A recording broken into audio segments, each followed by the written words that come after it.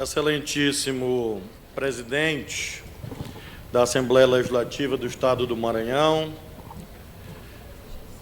excelentíssimo presidente do Tribunal de Justiça do nosso Estado, desembargador Zé Joaquim, quero saudar muito especialmente, na sua pessoa, todos os demais colegas magistrados que aqui se encontram, estaduais e federais, também da Corte de Contas, saudar o eminente juiz federal Walterson, que aqui se encontra representando a sempre querida Justiça Federal Brasileira, saudar o nosso digno Procurador-Geral de Justiça, doutor Luiz Gonzaga Martins Coelho, cumprimentar o excelentíssimo prefeito da capital, Edivaldo Holanda Júnior, saudar os nossos companheiros da bancada federal maranhense, na pessoa dos senadores eleitos, Elisiane Gama, o Everton Rocha, também do eminente deputado federal coordenador da bancada maranhense, Rubem Júnior, saudar o presidente da Câmara Municipal de São Luís, recém-empossado, meus parabéns, Osmar Filho, que aqui se encontra, meus cumprimentos muito especiais a todos os integrantes dessa egrégia Assembleia Legislativa. Agradeço muito a presença de todos os ilustres parlamentares que aqui estão, parlamentares de ontem e, portanto, de sempre, os de hoje e também os de amanhã, que serão em breve empossados perante esse parlamento. A todos cumprimento na pessoa dos eminentes secretários dos trabalhos legislativos, o deputado Ricardo Rios, o deputado Zé Inácio, que aqui se encontram à mesa.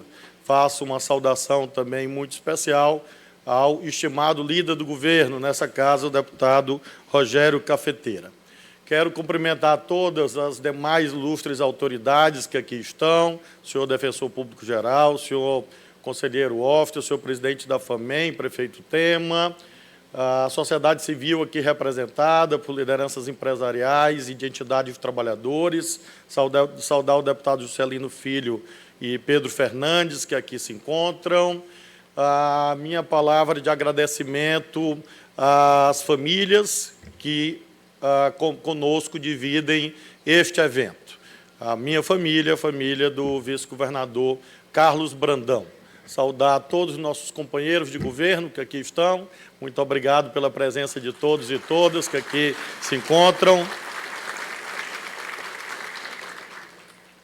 E eu e o vice-governador Carlos Brandão gostaríamos de agradecer muito, porque sabemos que neste dia, senhoras e senhores, profissionais de imprensa que se encontram, é destinado à concórdia entre os povos e as nações. É uma data em que todos nós temos compromissos familiares, e ver esse plenário lotado, tanto para mim quanto para o Brandão, é uma imensa honra, uma imensa alegria. Nós celebramos sempre os momentos alegres, com muita emoção. Mas sabemos todos que a vida não é feita apenas de momentos alegres. A vida também nos ensina com dores e lágrimas.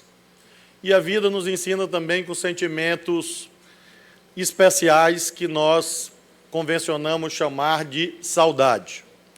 Eminente presidente Otelino Neto, quero lhe dizer que é uma imensa honra receber pela segunda vez a honrosa missão de governar o nosso Estado das mãos de Vossa Excelência.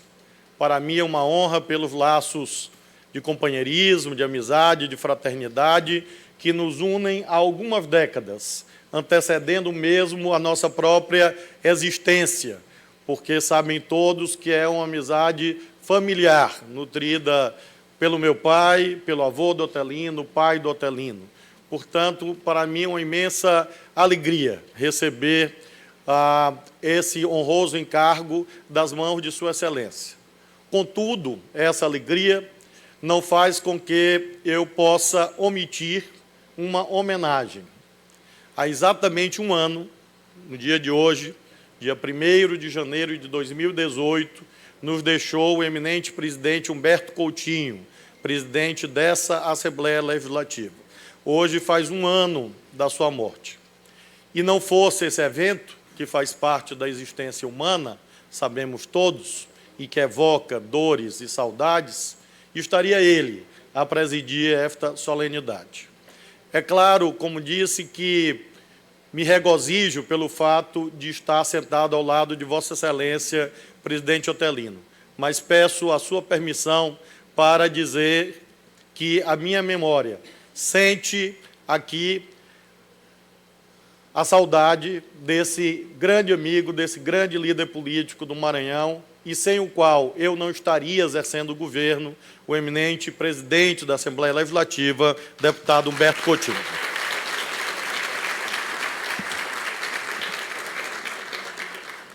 Diz Camões, quando trata nos Lusíadas das grandes navegações, de que há um saber de experiência feito. Portanto, não são apenas os livros, não são apenas as teorias, não são apenas os planejamentos abstratos que nos movem. Me sinto hoje mais preparado do que há 4 anos atrás, dignas autoridades militares que aqui se encontram, para exercer esta função de governador do Estado, evocando exatamente Camões.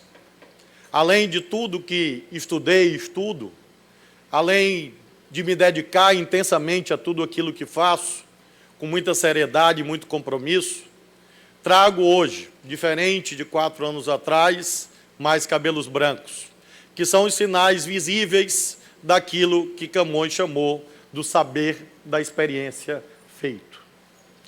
O saber acumulado nesses 4 anos de exercício da honrosa função de governador do Estado é colocado nesta data à disposição dos 7 milhões de maranhenses. É esse saber, o saber derivado do enfrentamento de tantas dificuldades, de tantos obstáculos, da obtenção de tantas vitórias, celebração de tantas conquistas, que faz com que eu possa, humildemente, mas com muita ênfase, dizer a todas as senhoras e senhores que me sinto motivado para, ao lado do vice-governador Brandão e da nossa equipe, fazer um segundo governo ainda melhor do que o primeiro governo que tivemos a oportunidade de liderar.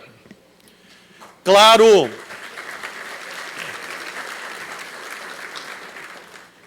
que isso não será possível se apenas prevalecerem as experiências. As experiências nos ensinam, mas não podem nos prender. Nós precisamos sempre inovar, criar, imaginar, navegar. Navegar é preciso, viver não é preciso, diziam os argonautas gregos há alguns milênios atrás. Portanto, senhoras e senhores, ofereço um patrimônio de experiências acumuladas, mas não o desejo de permanecer no porto seguro de quem sabe tudo, de quem já viu tudo e de que, portanto, encara a continuidade da função de governo como uma mera rotina. Não. Sinto o mesmo frio na barriga, o mesmo tremor na alma por ter essa responsabilidade. E sinto a motivação de fazer com que a experiência não se transforme em mesmice, não se transforme em mais do mesmo. E esse é o convite que faço a todas as senhoras e senhores, cidadãos e cidadãs maranhenses, que se lancem novamente a esta aventura de fazermos um governo imaginativo, criativo, transformador. É claro que vivemos hoje uma díade, uma dualidade, que não vivíamos há 4 anos atrás, qual seja continuidade e mudança. Há 4 anos atrás, nos elegemos e governamos sob o signo da mudança. É claro que agora temos essa ambiguidade, essa concomitância, de fazer com que um patrimônio de experiências vitoriosas possa ser protegido. Protegido contra todas as intempéries derivadas mesmo de contextos hostis, ao mesmo tempo que seguimos mudando. Temos 3 compromissos fundamentais, que compõem um acervo sobre o qual se erguem todas as medidas e ações que nós estamos a editar nesta data e o faremos também nos próximos dias. Em primeiro lugar, o compromisso com o equilíbrio fiscal. Equilíbrio de receitas e despesas. Duro equilíbrio no contexto presente, mas que não pode atuar, é verdade, como um dogma de fé, mas deve atuar como premissa imprescindível para que outras conquistas sejam celebradas. Quando as contas públicas se desorganizam, não há horizonte. Quando as contas públicas entram no terreno da imprevisibilidade, não há condições de nós sonharmos e concretizar os nossos sonhos. É claro que o equilíbrio fiscal não é um fim em si mesmo. O equilíbrio fiscal é um instrumento para que nós possamos dar cumprimento ao nosso ideário. O segundo item que compõe esse acervo de premissas se atém ao cumprimento de um dever, mas um dever que deve ser enunciado, pois, como disse o poeta cubano José Martí, grande estadista daquela nação, todo aquele que repete uma verdade está a dizer uma novidade. A segunda premissa é exatamente fazer um governo probo e honesto. É uma verdade, é uma novidade, que merece ser enunciada sempre, como a garantia a todos os cidadãos e cidadãs maranhenses. Que as minhas mãos e a minha ficha continuam 100% limpas, e assim estarão no dia 31 de dezembro de 2022, quando eu entregar o governo do Estado para o meu sucessor ou sucessora. E o terceiro compromisso, também extremamente atual, embora tão antigo, o compromisso com os direitos humanos, o compromisso com os direitos fundamentais, o compromisso com os direitos de todos e de todas. Vivemos uma era estranha, uma era esquisita. Hoje, um dos países mais poderosos do mundo anunciou sua retirada do sistema da Unesco. Não participa mais da Unesco, porque considera que essa instituição, tão tradicional no concerto das Nações Unidas, é um estorvo, é um embaraço. E nesses tempos estranhos, há quem considere que os direitos humanos são uma maldição. Eu sou daqueles que acreditam que sem direitos humanos, sem direitos fundamentais, não há desenvolvimento. Porque se nós não garantirmos que a riqueza socialmente produzida seja aplicada em proveito da justiça social, podemos ter até crescimento econômico, mas jamais uma sociedade desenvolvida e digna. Gostaria de dizer às senhoras e senhores que nós teremos também a continuidade como marca no que se refere à nossa equipe. É claro que mudanças serão procedidas, mas eu e o vice-governador Carlos Brandão vamos continuar, de um modo geral, a coordenar o mesmo conjunto de auxiliares, a mesma equipe que nos trouxe até aqui. As mudanças que houver serão no sentido de aprimoramento e de qualificação do trabalho já feito pela nossa equipe. E, nesse sentido, quero enaltecer muito especialmente a importância do trabalho do vice-governador Carlos Brandão, que comigo coordena uma série de projetos de extrema importância. E quero destacar o eminente presidente Otelino Neto, que se encontra nesta casa, já enviado pelo nosso governo, projeto de lei criando o Complexo Industrial e Portuário do Itaqui.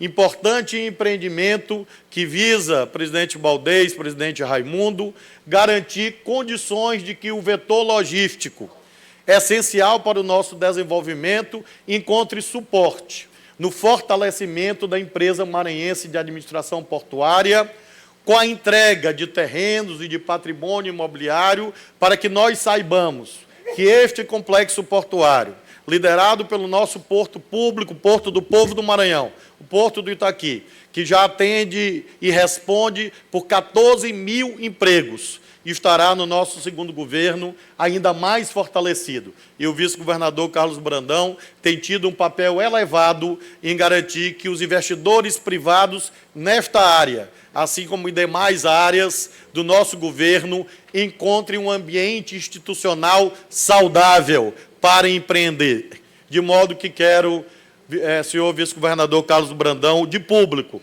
agradecer a sua colaboração e agradecer a Deus o fato de que continuaremos juntos nesse próximo quadriênio que hoje se inaugura.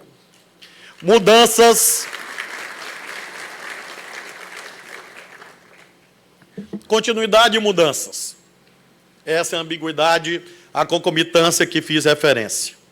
Mudanças porque temos um novo contexto na nossa pátria e, portanto, precisamos fortalecer programas e projetos e também lançar novas ideias.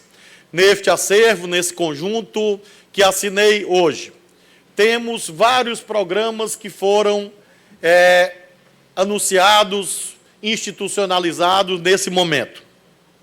Desse conjunto, gostaria de destacar duas ideias, senhor presidente Otelino, senhor presidente Zé Joaquim, que compõem uma visão sobre o desenvolvimento, uma visão de desenvolvimento inclusivo e para todos. Esta Assembleia, esse egrégio Parlamento Estadual do Povo do Maranhão, aprovou em dezembro próximo passado projeto de lei de autoria do Executivo, instituindo o cheque cesta básica. É um programa inovador.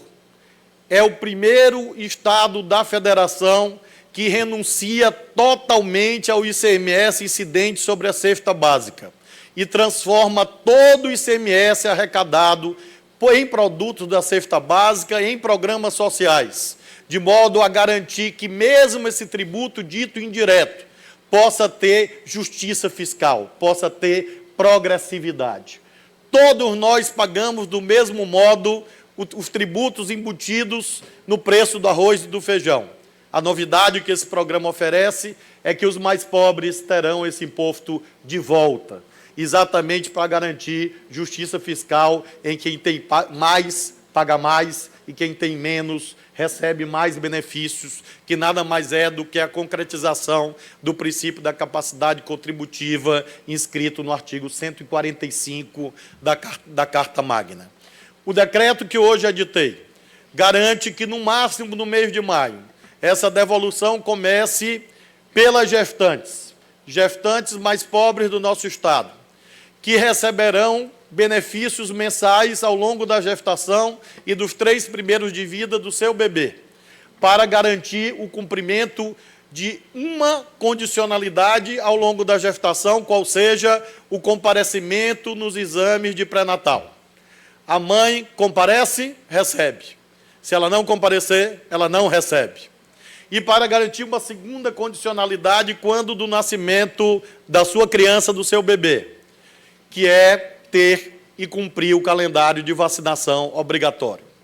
Com isso, além de realizarmos a finalidade atinente ao respeito ao princípio da capacidade contributiva, nós estamos garantindo o combate efetivo à mortalidade infantil. Nós tivemos uma redução no nosso governo da mortalidade infantil e temos convicção de que, cuidando das grávidas, das gestantes, acompanhando-as, exigindo as condicionalidades, monitorando-as, nós vamos pôr fim a um dos flagelos que envergonham o povo maranhense e o povo brasileiro, que é a elevada mortalidade infantil ainda existente no nosso Estado.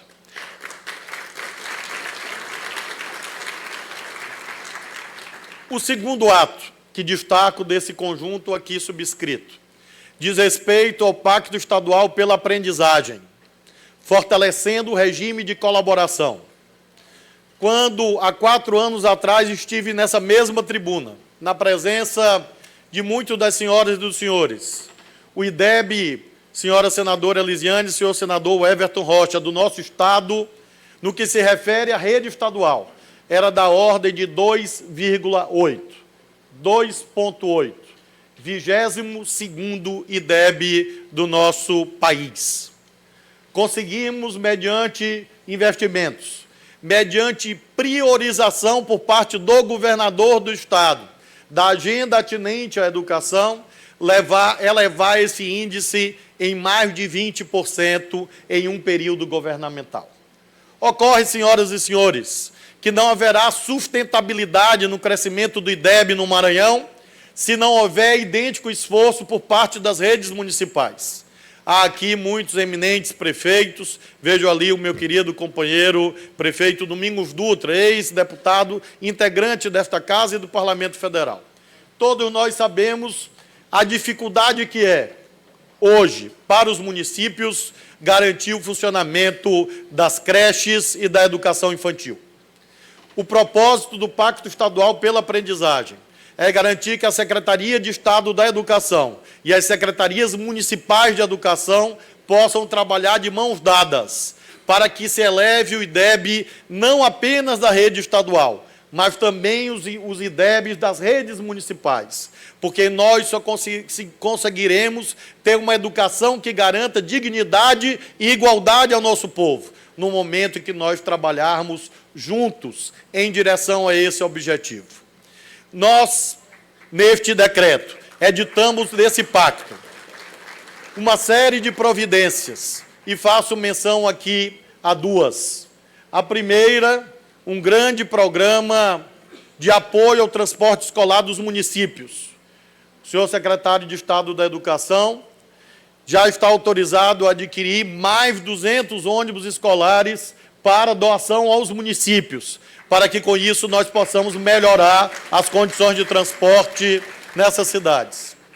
E amanhã eu estarei dirigindo um ofício ao excelentíssimo ministro de Estado da Educação, hoje empossado, oferecendo parceria para a conclusão das creches federais paralisadas no território maranhense. Quem conhece o Maranhão sabe...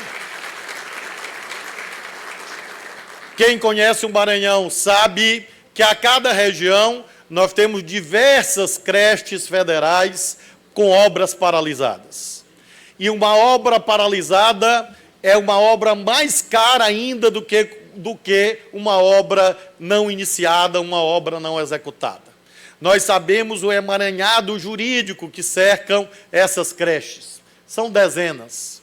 E eu, com muita humildade, mas com muita disposição, para mostrar o quão democrático é o nosso governo, e com a ajuda da bancada federal maranhense, estou oferecendo ao ministro de Estado da Educação dinheiro para que nós possamos juntar recursos municipais, recursos federais e recursos do governo do Maranhão para que nós possamos entregar as creches para as crianças, porque as crianças não são municipais, estaduais, federais, elas são crianças brasileiras e por isso merecem que nós nos juntemos para o atingimento dessa meta.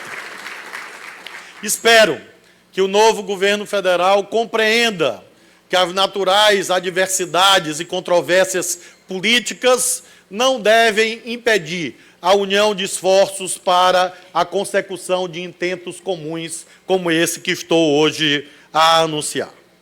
Senhoras e senhores, finalizo com uma breve reflexão sobre a democracia. Todos nós vivemos em ambiente de dissensos. Os conflitos não destroem a democracia. Os conflitos revigoram a democracia. Porém, desde que todos nós compreendamos que os dissensos, os conflitos, as controvérsias não devem impedir a existência de espaços de diálogo, espaços de concertação e de pactuação de atos, ações de solidariedade para que nós possamos atender ao interesse público. Somente os fascistas acreditam na guerra, no ódio e nas armas. Os democratas acreditam no diálogo, acreditam que, mediante o entendimento daqueles que pensam diferentes, nós podemos e devemos atender a objetivos mais elevados. Não sou daqueles que praticam o ódio. Me espanto e me horrorizo com o ódio que jorra dos poros das redes sociais no nosso país. E creio que não devemos normalizar a barbárie, porque se nós a normalizamos, nós estamos a perenizando, nós estamos eternizando a busca da destruição do pensamento diferente no Brasil. Faço por isso, ao final dessa oração, mais uma vez e sempre o chamado ao diálogo democrático, porque nele creio. Esta é a minha formação desde os 15 anos de idade, quando, trilhando sempre a margem esquerda do Rio da Vida, me passei a me dedicar à militância política. Já se vão 36 anos. E estão aqui os eminentes chefes de poderes e de órgãos autônomos, e sabem como nós temos buscado isto. Do mesmo modo em relação aos municípios, aqui representados pelo prefeito Temer. Do mesmo modo tem sido em relação ao governo federal. E se depender de mim, assim será. Ou seja, nós continuaremos a dialogar entre diferentes para atender aos interesses do povo do Maranhão. Posso assumir esse compromisso lastreado na prática. Porque houve um tempo, presidente Otelino, que projetos de lei oriundos de parlamentares da oposição, da época, não eram sequer votados neste parlamento. Vossa Excelência sabe disso. Deputado Rubem Júnior sabe disso. Deputado Marcelo Tavares sabe disso. Houve um tempo que qualquer projeto de lei oriundo da oposição ao governo era vetado sumariamente, por inconstitucionalidade ou por contrariar o interesse público. Nesses 4 anos, eu posso me orgulhar que, de um lado, nunca coartei o livre exercício do poder legislativo nesta casa. Nunca pedi nada imoral, nada autoritário ou ditatorial. A pauta foi feita no âmbito deste parlamento. E dezenas, vejam, dezenas de projetos de lei, iniciativas parlamentares de deputados da oposição ao nosso governo foram votados e aprovados, e mais, sancionados por mim, porque eu não olho a autoria, eu olho se a ideia é positiva ou não para o desenvolvimento do Maranhão. Esta é a prova, uma das provas empíricas, práticas, que posso oferecer a este parlamento. Que esse clima, presidente Otelino, assim continue. É claro que com os embates acirrados próprios da vida parlamentar, mas sem nunca sacrificar a possibilidade de convergência de talentos, de competências, para que nós possamos desenvolver o nosso Estado. O meu maior adversário são os problemas do Maranhão. Eles existem, às dezenas. Eles existem, às centenas. As minhas armas são as mesmas. Coragem, disposição, seriedade, responsabilidade, compromisso. As minhas armas continuam as mesmas, acreditar naquilo que eu faço. As minhas armas continuam as mesmas, amar as pessoas que me são mais caras, a minha família que está aqui, minha mãe, minha esposa e todos que aqui se encontram, assim como também a família do Brandão.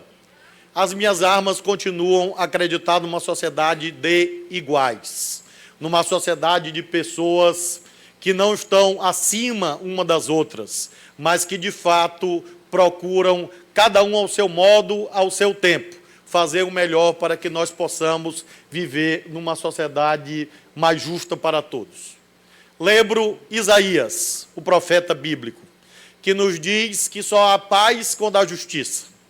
Todos nós queremos viver em paz. Todos nós, portanto, temos que ser profetas e construtores da justiça. Porque sem uma sociedade justa, sem que nós tenhamos uma sociedade que enfrente as desigualdades, as perversidades e as iniquidades, não haverá paz verdadeira. Pode entregar a arma para todos os cidadãos brasileiros. Não haverá segurança, não haverá concórdia, não haverá uma sociedade pacífica para todos nós. Eu acredito naquilo que diz o profeta Isaías. E aqui estou, mais uma vez, perante Vossas Senhorias, Vossas Excelências e perante o povo do Maranhão com o chamado à paz e à justiça. Viva o Maranhão, viva o Brasil!